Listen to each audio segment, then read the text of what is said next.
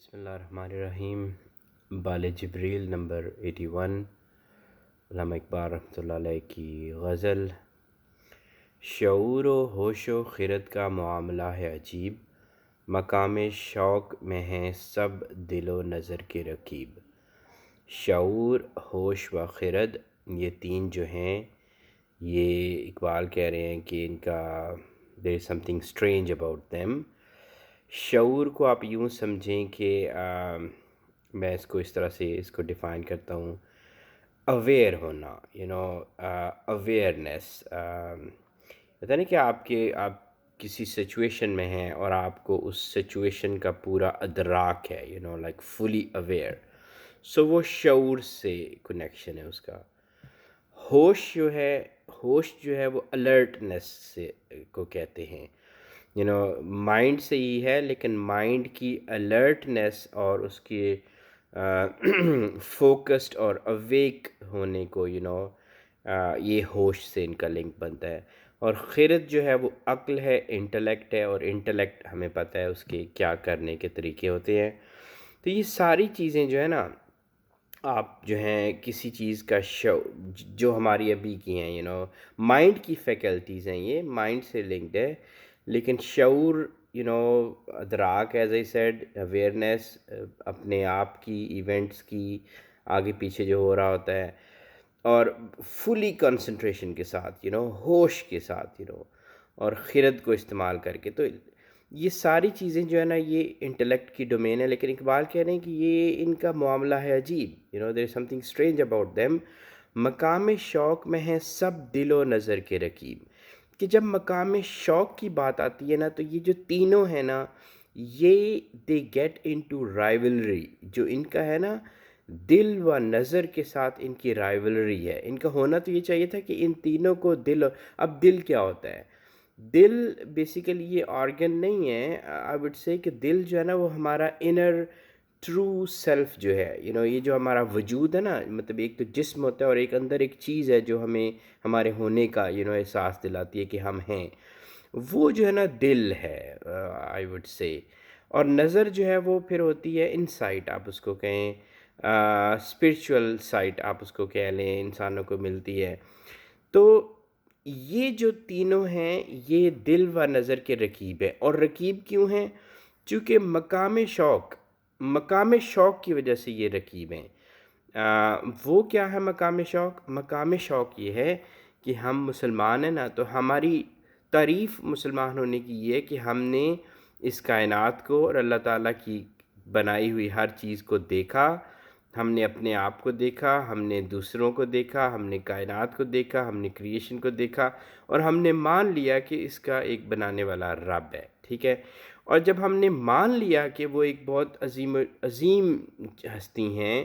اور ہم کریشن ان کے مقابلے میں کچھ نہیں ہے، تو ہم پھر سبمٹ کرتے ہیں، ان کی ول، ان کی مرضی، اس کے اوپر ہم اپنا سبمٹ کرتے ہیں ان کے آگے، تو یہی ہمیں مسلمان بناتا ہے۔ تو یہ جو مقام ہے نا، یہ جب آپ ایک انسان سبمٹ کرتا ہے، تو یہ ہم کوئی کمپلشن نہیں ہے، ہم کمپیلڈ ہو کے مسلمان نہیں بنے،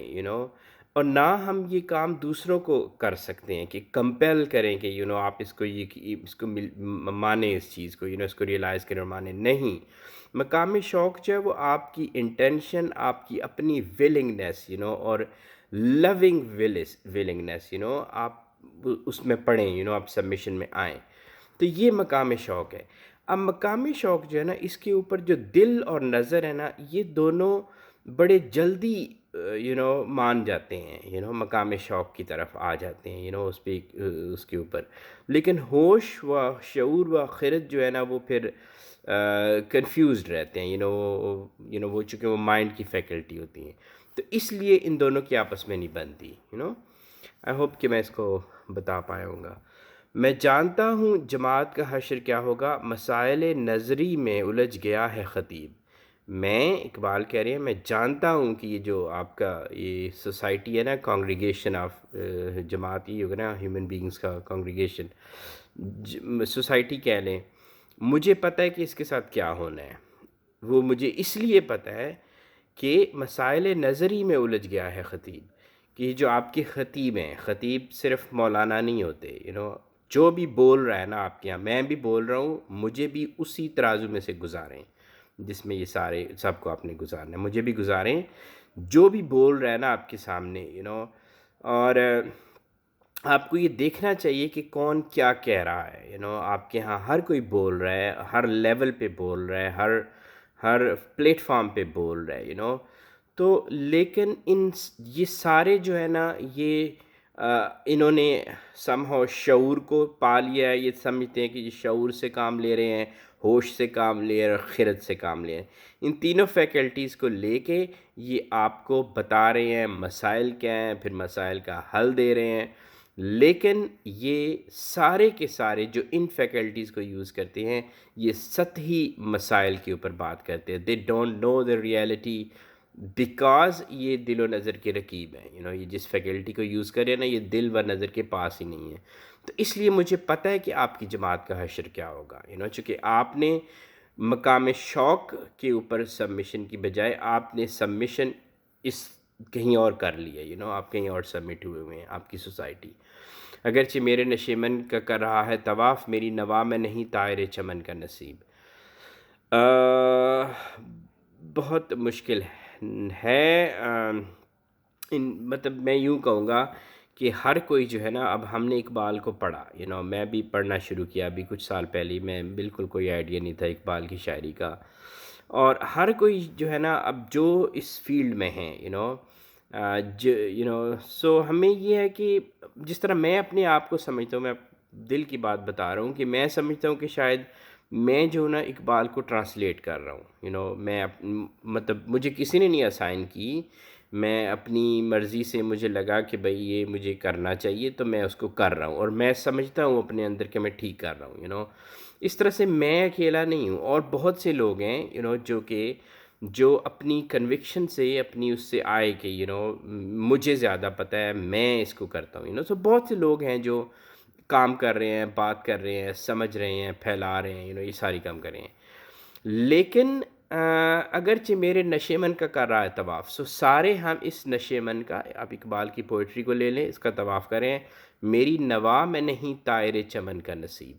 لیکن اب یہ مشکل ہے تھوڑا، لیکن میں اس کو یوں رکھوں گا کہ طائر چمن، کوئی بھی اگین ہم میں سے جو کہ اقبال سے اپنے آپ کو ریلیٹ کرتے ہیں،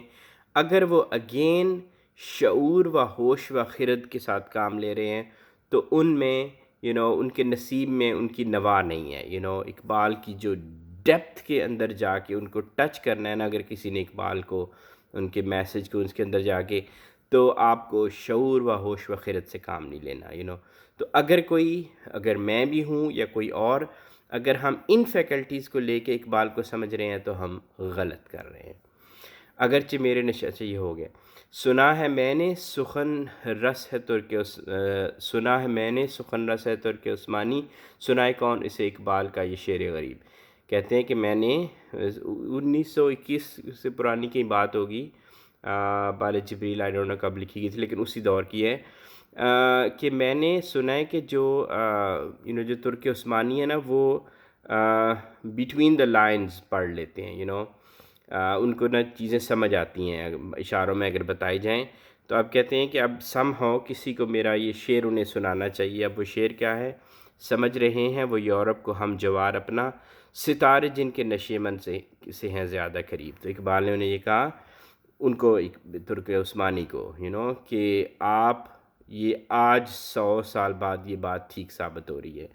ترکی آپ اس کی ہسٹری پڑھیں کہ وہ دے وینٹ تھرو اے لاٹ، ایک خلافت عثمانیہ تھی، وہ ٹوٹی، نیا ماڈرن ترکی وجود میں آیا۔ اس ماڈرن ترکی نے، اگر آپ ان کی ہسٹری پڑھیں تو کیا کیا نہیں کیا، اپنے آپ کو اسیملیٹ کرنے کے لیے یورپ کے ساتھ اور پوری دنیا کے ساتھ، یا یورپ کے ساتھ بیسیکلی، یا یورپین کلچر، یورپین،